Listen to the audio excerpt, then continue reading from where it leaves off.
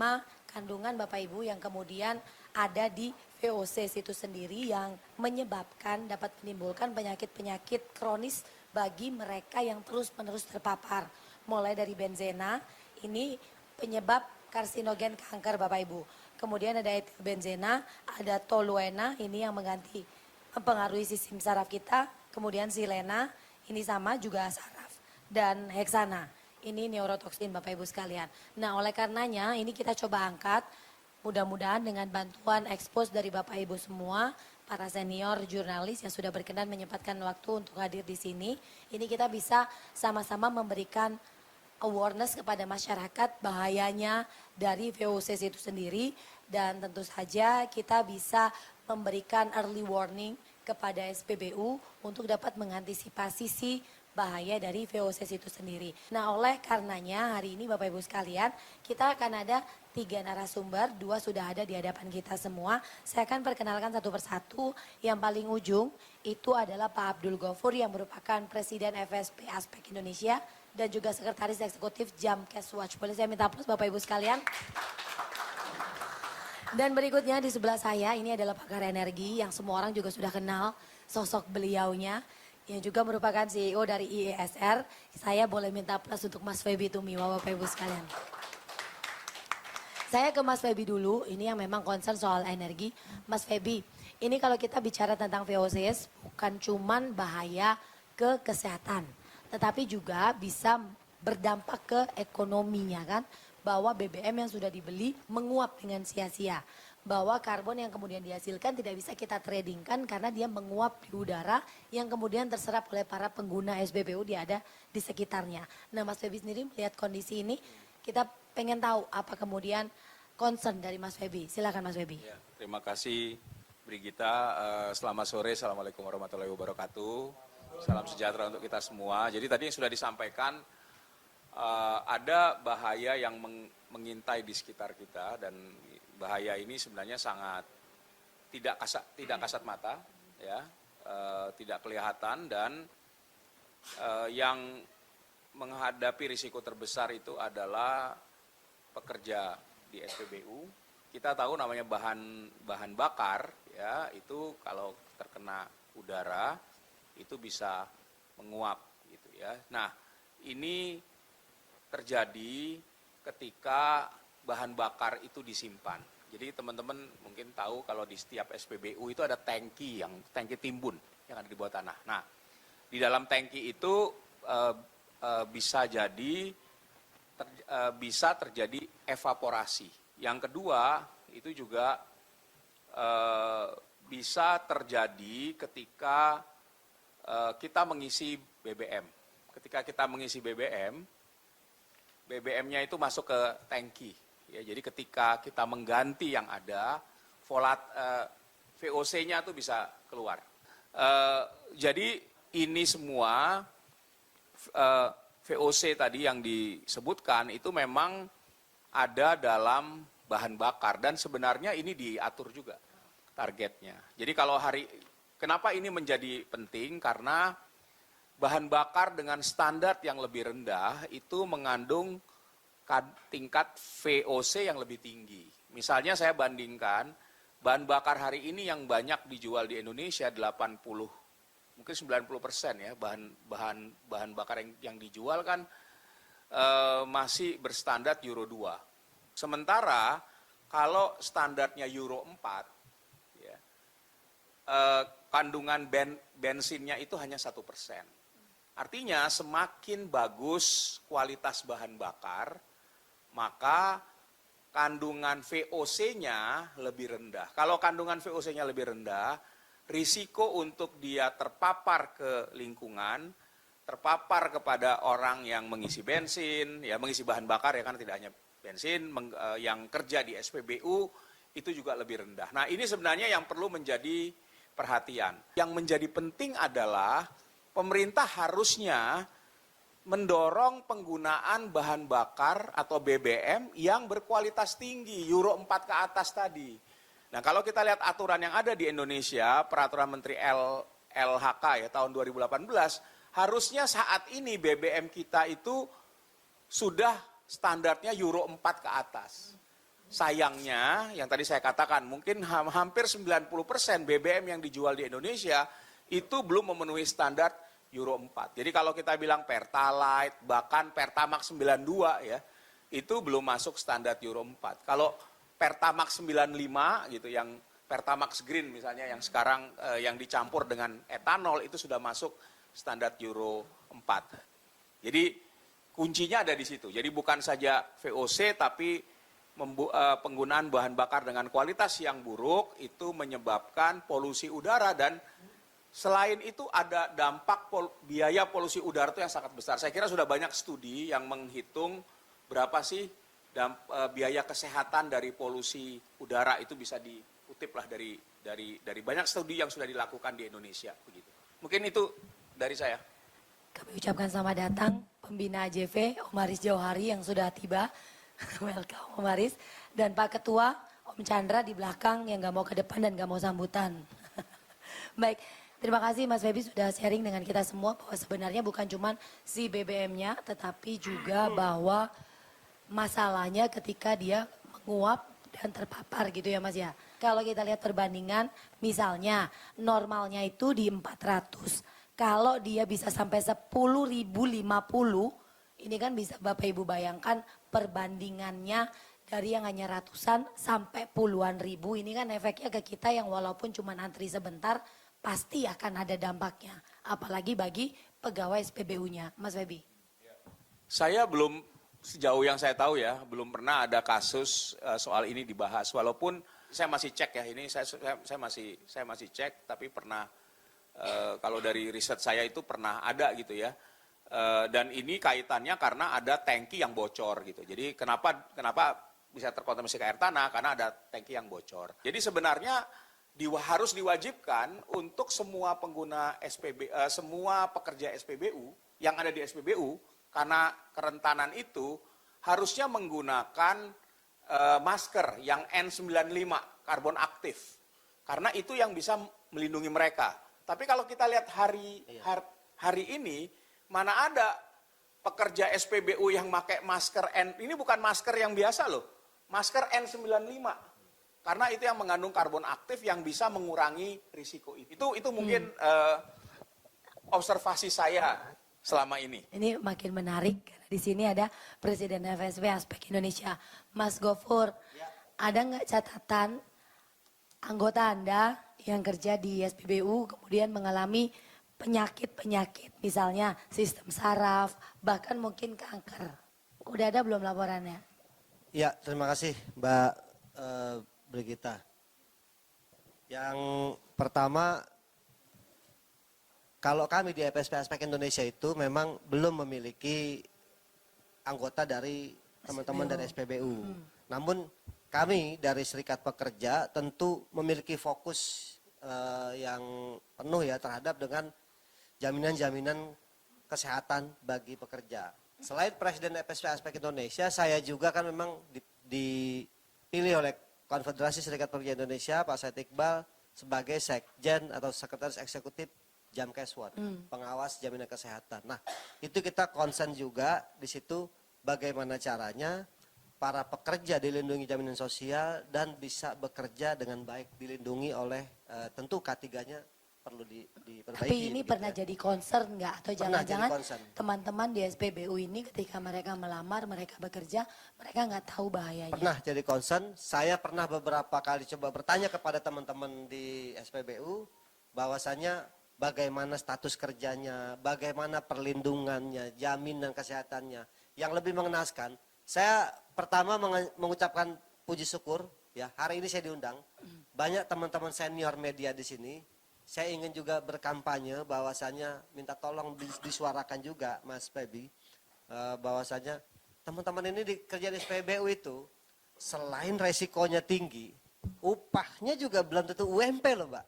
Oh ya. Bayangkan, coba kita bayangkan bagaimana mereka bisa dipenuhi ya jaminan sosial, BPJS Ketenagakerjaan maupun kesehatannya kalau status kerja mereka juga cuma magang. Status kerja mereka PKL. Ini yang membuat kami miris gitu Mbak. Karena kalau ditanya tadi pernah nggak ada anggota? Belum. Saya belum memiliki anggota dari SPBU. Namun selama saya menjadi sekretaris Jamkeswot, saya membantu masyarakat dari Aceh sampai Papua. Nah, banyak masyarakat yang memang pekerja-pekerja penyakitnya gejalanya sama dengan yang disampaikan Mas Fahri tadi. Begini nih, akibat VOC ya, bahkan pekerja di SPBU bukan hanya VOC yang dia bensin atau ini disebutkan tadi Bang Mas Febi, tapi dia double-double tuh, dari uap pompa, dia juga terima dari knalpot mobil dan truk. Menurut saya itu tuh, jadi agak susah kita dorong itu tuh. Gimana Mbak Brigita? Nah, kalau Mas Gofur sendiri dari aspek apa kemudian dengan kondisi yang sekarang ini yang kira-kira bisa dilakukan untuk mengadvokasi para pegawai SPBU? Abang-abangku semua, para senior, jurnalis senior, no viral, no justice. Ini nggak pernah terangkat Mbak, isu ini. Tapi kalau para senior-senior jurnalis ini berkenan saja mengangkat isu ini, menjadikan isu ini nasional, saya pikir ini akan menjadi perhatian begitu. Andai saja para pekerja semua dilindungi oleh jaminan sosial, BPJS tenaga kerjaan maupun kesehatan, itu kan ada cek yang berulang, ya minimal setahun 2 kali lah. Dari perusahaan kita dorong tuh perusahaan-perusahaan untuk memberikan medical check up kepada karyawannya, pekerjanya, memberikan itu. Selamat datang Pak Ketua BPKH, kami persilakan. BPKN, salah kalau BPKH Selamat datang, Haji. Pak. Badan Perlindungan Konsumen Nasional. Kita berikan aplaus Bapak Ibu sekalian. Ya. Selamat datang Pak Mufti. Silakan Mas Abdul, boleh dilanjut. Nah ini persoalannya banyak pegawai pekerja SPBU itu yang memang tidak dilindungi atau tidak didaftarkan menjadi peserta jaminan sosial baik BPJS Ketenagakerjaan maupun BPJS Kesehatan. Yang harusnya negara itu ketat terhadap itu. Pak Mufti selamat datang, terima kasih sudah berkenan untuk menyempatkan waktunya untuk hadir. Izin Pak Mufti, ini kita mendiskusikan tentang VOCs, Volatile Organic Compounds yang berbahaya yang ada di SPBU. Pak Mufti, ini hal yang berbahaya, tetapi tadi Mas Febi memberikan catatan para pekerja SPBU ini diabaikan dalam tanda petik kesehatannya. Karena mestinya mereka dilengkapi masker dan lain-lain untuk kesehatan, tetapi ternyata tidak dilakukan. Kemudian yang kedua, semestinya ada pengecekan mengenai kadar si VOC ini sendiri, tetapi ternyata tidak ada dan tidak dilakukan begitu oleh si SPBU. Nah sebagai kepala ya Mas, kepala BPKN, nah ini benar Mas, kepala BPKN ini kan miris juga melihat kondisi ini. Konsumen dalam tanda petik perlu tahu hal yang belum kita tahu ini, perlu edukasi dan tentunya perlu perlindungan. Silakan Mas Mufti, kita pengen dengar apa kemudian insight dari Mas Mufti. Monggo Mas Mufti. Boleh kita kasih aplaus Bapak Ibu sekalian? Terima kasih. Terima kasih dari teman-teman media. Saya kira tadi pagi saya mampir ke SPBU kan gitu Pak. Saya tanya, Mbak gimana Pak ini apa ada audit secara periodik kan gitu. Enggak ada Pak, jangankan audit kan gitu. Kita ini enggak jelas kan gitu. Kemudian, Mbak kok enggak pakai masker Mbak? Mas enggak pakai masker kan gitu. Wah udahlah Pak, udah kita pokoknya pasrah kan gitu. Artinya saya enggak tahu artinya ini. Terus bagaimana peran pelaku usaha atau pemilik SPBU? Waduh, sama sekali enggak care juga kan gitu. Nah, dalam konteks ini tentu seruan kami dari BPKN ini lembaga resmi negara, kami ini mewakili pemerintah tentu tak henti-hentinya untuk menyuarakan bagaimana kemudian perlindungan terhadap pekerja kita kan gitu. Saya kira dengan isu yang menarik ini, saya tadi statement di media bahwa perang Iran dan Amerika plus Israel ini kan gitu, sesungguhnya ini juga memicu bagaimana kita care terhadap karyawan kita kan gitu. Nah mungkin nanti kita akan panggil seluruh SPBU dan kita minta Pertamina sebagai supplier untuk bisa memberikan rasa aman terhadap pekerja-pekerja kita. Karena saya sebentar aja kita 10 menit coba kita waktu bayar nunggu itu aja, waduh nyengat banget baunya kan gitu Bang. Sedikit melihat para narasumber tentu berharap ini menjadi regulasi kan gitu dan harapan kita ya kita hari ini suara lantang karena hari ini isu energi, isu Pertamina, isu yang seksi hari ini kan gitu karena menyangkut dengan syarat Hormuz 21 hari macam-macam dan sebagainya, kelangkaan dan sebagainya, persoalannya masih banyak sekali dan faktor kesejahteraannya, kemudian faktor keamanan, keselamatan dan kenyamanan, apalagi nyaman karena ya mereka harus berdiri berjam-jam, kemudian itu nggak boleh duduk kan gitu Pak, dan nggak ada kursi sama sekali, nggak ada fasilitas apapun, dan ya meteran-meteran saya lihat masih meteran-meteran kuno kan gitu. Kalau kita sidak, saya sering sidak kan gitu, itu kena kan gitu sebenarnya. Cuman kadang-kadang pemerintah kita memang dalam konteks untuk ukur-ukur ini juga nggak mampu untuk menjangkau seluruh SPBU karena mungkin waktu diukur aman kan gitu, hilang kita berubah lagi itu di remote dari jauh soalnya Pak, ada komputer, ada handphone yang bisa meremote mereka supaya jingkrak lagi kan gitu.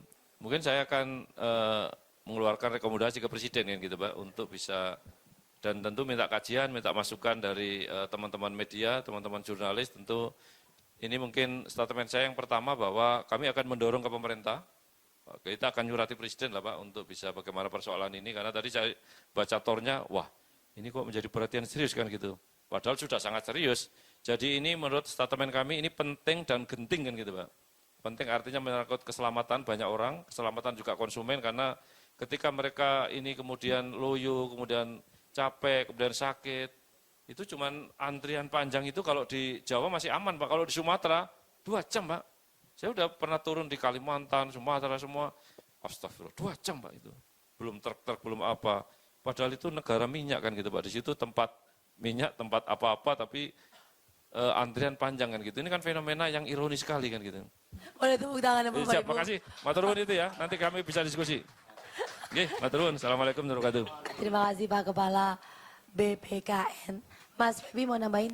Ya, bisa dicek di Permenaker nomor 5 2018 itu ditetapkan untuk nilai ambang batas benzin ya tadi yang salah satu volatile organic compound itu sebesar 0,5 ppm untuk time weight average itu 8 jam. Jadi kalau orang kerja 8 jam itu di maksimum exposure dia terhadap bensin itu 0,5 ppm. Itu ada aturannya. Ya, nah, lalu juga berkaitan dengan toluene itu memang tidak ditetapkan ambang batas, tetapi ditetapkan batas toluene dalam darah. Yang jadi pertanyaan adalah apakah misalnya dari Kementerian Tenaga Kerja melakukan inspeksi tidak untuk melihat apakah Permenaker ini dilaksanakan secara tepat atau tidak begitu ya. Nah ini saya nggak pernah ngelihat gitu. Mungkin kalau inspeksi diam-diam sih harusnya. Sebenarnya Bapak Ibu, kami sudah mengundang Pertamina. Tapi kayaknya Pertamina lebih sibuk 21 hari ya Mas. Kami juga sudah mengundang BPH Migas. Karena yang mengawasi hilir itu adalah BPH Migas. Tetapi BPH Migas sampai akhir, wabillahi taufik walhidayah, wassalamualaikum warahmatullahi wabarakatuh. Katanya ada masa sensitif krisis. Itu mudah-mudahan benar-benar krisis gitu ya. Kita geser, Mas, dari aspek dong, aspek. Jelas aturannya. Aturannya jelas, artinya sebenarnya aspek pun kalau mau melakukan tindakan ataupun istilahnya kalau kita meminta secara resmi kepada Permenaker dan lain-lain itu bisa. Aspek udah pernah belum sih? Jadi seperti saya sampaikan sebelumnya Mbak Mano, negara kita ini Pak Mufti, aturan itu udah lengkap. Cuman mau ditegakkan atau tidak itu persoalannya. Harusnya perusahaan memberikan medical check up, cek darah dan lain-lain. Itu pendaftaran BPJS tidak dilakukan apalagi itu. Menurut saya itu gimana ngecek darah tiap minggu gitu. Jadi kayaknya nggak mungkin gitu Mas Mbak Mano tuh. Karena pemerintahnya nggak pernah ikut isi bensin. Iya. Nggak pernah ikut antri terus Kalau tadi Mbak mencium Mano di awal bau. tanya, ada nggak anggotanya aspek ini yang pernah lapor terpapar? Anggota kami memang belum ada dari pekerja SPBU, ya. Tapi setidaknya anggota kami itu ratusan ribu anggota kami itu naik motor Mbak Mando, Pak Mufti. Naik motor karena buruh kan. Naik motor selalu antri di pom bensin. Ya dia terpapar juga itu. Pekerja-pekerja. Jadi memang bukan pekerja 5 menit lagi, SPBU, 5 menit bahkan lagi, pekerja 5 menit lainnya. Gitu, Mbak. Ya udah, Pak Mufti bentar, karena Mas Febi ini harus ada acara keluarga. Silakan, ada yang mau disampaikan, yang di bold, di headline, supaya bisa dikutip oleh teman-teman. Silakan, biar gua nggak dibilang mengganggu acara keluarga. Ya, terima kasih. Mohon maaf karena sudah ada kewajiban lain yang harus Dimaafkan, dimaafkan. dihadiri. Jadi ada beberapa hal ya. Yang pertama menurut saya meningkatkan kualitas bahan bakar yang dijual di masyarakat. Ya, ini menjadi sangat penting. Oleh karena itu saya mendesak agar pemerintah segera mendorong ya semua pelaku usaha penyedia bahan bakar minyak, khususnya Pertamina, untuk melaksanakan atau untuk meningkatkan kualitas BBM yang dijual itu minimum setara Euro 4. Yang kedua, yang juga yang perlu dilakukan oleh pemerintah adalah memastikan agar semua SPBU ya itu bisa menerapkan penggunaan yang namanya vapor recovery. Ya, itu yang harusnya dipasang di tangki-tangki di SPBU itu. Ya, jadi perlu adanya mandat ya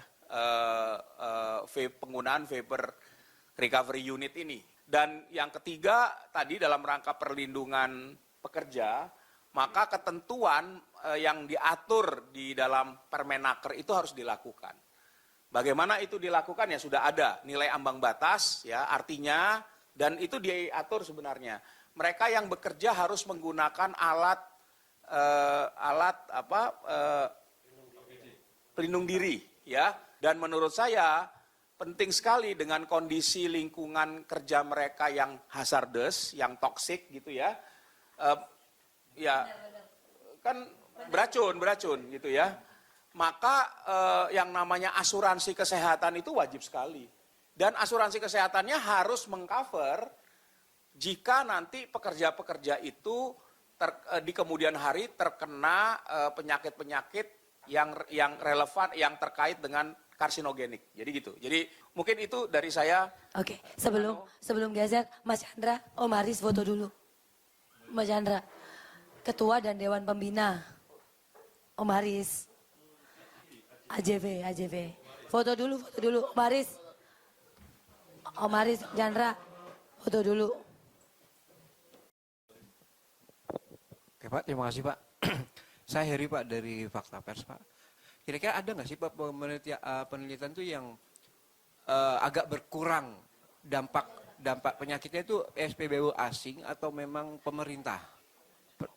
Nah, ini untuk pekerja sendiri kan mungkin ini efeknya nggak hanya pekerja Pak. Kita juga sebagai pemotor ya, terutama kan kalau motor kan biasanya kita turun isi bensin sendiri. Nah itu kan kita nguap juga itu Pak. Artinya gini. Sebenarnya kalau ada paparan penyakit disebabkan karena uapan itu Pak, siapa sih sebenarnya yang harus dipertanggungjawabkan? Pemilik SPBU-nya atau memang Pertamina Pak sebagai distributor utamanya itu Pak? Langsung saya jawab Mas Diri ya. Jadi memang apapun SPBU-nya persoalan tenaga kerja sama kan gitu Pak. Apakah itu SPBU yang dari PMA maupun yang Pertamina maupun yang mitra maupun yang outsourcing kan gitu. Persoalan ini sama kan gitu Pak, artinya dengan tiap hari dia akan kena paparan itu kan tentu, dan sekarang nggak pakai masker mereka ini Pak. Saya jawab pasrah aja lah Pak kan gitu Pak, sampai begitu kan gitu Pak. Ya semua berbahaya sebenarnya Pak, semua karena paparan dari, ini kan zat kimia kan gitu Pak, yang tentu proses kimiawi ini kan apapun tetap bahaya, karena kita aja ketika menghirup di mobil kita misalnya bau bensin, wah pusing kita Pak. Padahal itu cuma sebentar dan kecil kan, apalagi mereka tiap hari. Kebetulan teman-teman saya sudah orang nomor 1 semua di lembaga negara kan gitu. Saya bisa minta BPA Migas, minta Dirut Pertamina dan sebagainya untuk melakukan ya CSR lah misalnya di bidang riset ini kan gitu. Toh ini untuk mereka kan gitu, dan ini Pertamina ini kan BUMN nomor 1 kan gitu Pak. Jadi ya monggo nanti yang dari teman-teman media kalau punya ini inisiasi untuk bikin ini CSR ya monggo kan gitu Pak. Artinya kita dorong lah. Itu Mas Heri ya. Atau Mas Heri nanti kita media undang Pak Wahyudi kalau nggak mau. Iya. Baik, yang pertama terima kasih Mbak Mano, Pak Mufti, Kepala BKPN. Juga Bapak Ibu semua, para senior jurnalis, saya ingin menyampaikan tuntutan dari kami sebagai serikat pekerja. Ya, yang pertama kami meminta kepada seluruh pom bensin, tentu pemerintah ya, untuk memperketat SPBU, melakukan pemasangan vapor recovery system di seluruh SPBU. Ya, mewajibkan teknologi penangkap uap BBM. Itu yang pertama. Yang kedua, yang sangat kami harapkan adalah dicek lagi nih Pak Kepala juga nih Pak. Tuntutan kami dari buruh Pak. Ya, kami minta penyediaan alat pelindung diri khusus bagi pekerja SPBU. Itu Pak. Yang ketiga, berikan jaminan sosial kepada pekerja. BPJS Kesehatan maupun BPJS Tenaga-Kerjaan. Itu penting. Kalau kecelakaan, nggak ada jaminan itu. Katakanlah dia jatuh, sedang bekerja di pom bensin, atau terbakar, atau apapun lah. BPJS Kesehatan nggak bisa nanggung itu Pak, karena itu kecelakaan kerja. Sementara mereka tidak memiliki jaminan BPJS Tenaga-Kerjaan, itu kan susah. Yang penting itu, pemeriksaan kesehatan berkala bagi para pekerja di SPBU. Yang kelima, monitoring kualitas udara di seluruh SPBU. Itu juga yang keenam, berikan atau diatur waktu kerja untuk mengurangi paparan. Adalah rotasi, jangan selama 8 jam dia di dekat dispenser itu Pak. Kan bisa istirahatnya pun yang jauh dari dispenser, ini enggak. Kadang-kadang istirahatnya dia di SPBU juga, sama aja bohong. Kan gitu. Lalu yang terakhir adalah, lagi-lagi Pak Kepala, penyusunan regulasi nasional tentang perlindungan pekerja SPBU khusus nih. Kalau Mas Fabi tadi bilang sudah ada Permenaker, itu umum. Mereka nggak mau mengacu ke situ, nggak mau jalan. Tapi dengan rekomendasi dari Bapak, tolong pemerintah susun regulasi secara nasional tentang perlindungan tenaga kerja SPBU. Dari saya itu, terima kasih.